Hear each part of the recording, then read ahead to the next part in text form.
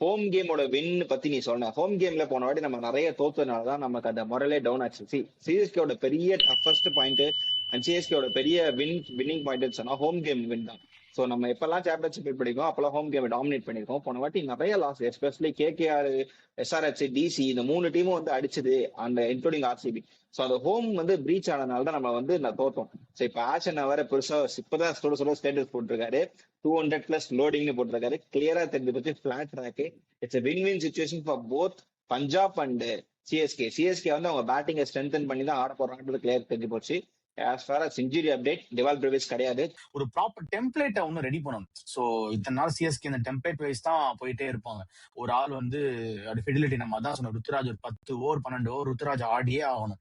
பால் run வரலையா, wait பண்ணுங்க. இப்போ பிச்சை பார்த்துட்டு இது பண்ணல, அவசரப்பட்டு இறங்கி வந்து அவுட் ஆகி சுத்திட்டு போறது வந்து வேஸ்ட். விக்கெட் 5 விக்கெட் போனாலும் பரவாயில்ல, ருத்துராஜ் எனக்கு அந்த இடத்துல நின்றுட்டே இருக்கணும், அவ்வளவுதான். ஒரு 120 ஸ்ட்ரைக் ரேட்லயாவது ருத்துராஜ் மட்டும் ஒரு 2 பிடிச்சு நின்றணும். அந்த ஸ்ட்ரைக் அந்த எண்டு வர்றவங்க மாத்தி மாத்தி வந்து அடிக்க வேண்டியதான். 6 விக்கெட் 7 விக்கெட் போனாலும் ருத்துராஜ் நிக்கணும் எனக்கு கேட்டா, 12 ஓவர் 13 ஓவருக்கு. அதுக்கப்புறம் தான் அவர் அடிக்க ஆரம்பிக்கணும். அந்த மாதிரி ஏதோ ஒரு டெம்ப்ளேட்டோட வந்தா, ஒரு கேப்டனுங்கிறது சும்மா நான் கேப்டன் பண்றேங்கிற மாதிரி இல்லாம ஒரு நல்ல டிசிசிவா வந்து பண்ணணும். ஸ்பின்னர்ஸ்க்கு கொஞ்சம் ஓவர்லாம் கொடுக்கணும். Prashant Veer and Matt Short எல்லாம் எடுத்தீங்கன்னா அவரை யூஸ் பண்ணுங்க கொஞ்சம்.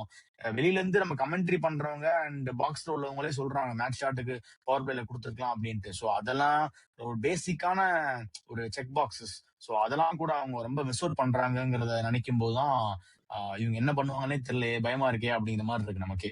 ஒரே உனக்காக வேண்டுறோம் சாமி, ஜெயிச்சிடுறா, உன்னை நம்பி இருக்கோம்டா, ஜெயிச்சிடுறா, ஜெயிப்பையா, கண்டிப்பா ஜெயிப்பேன்.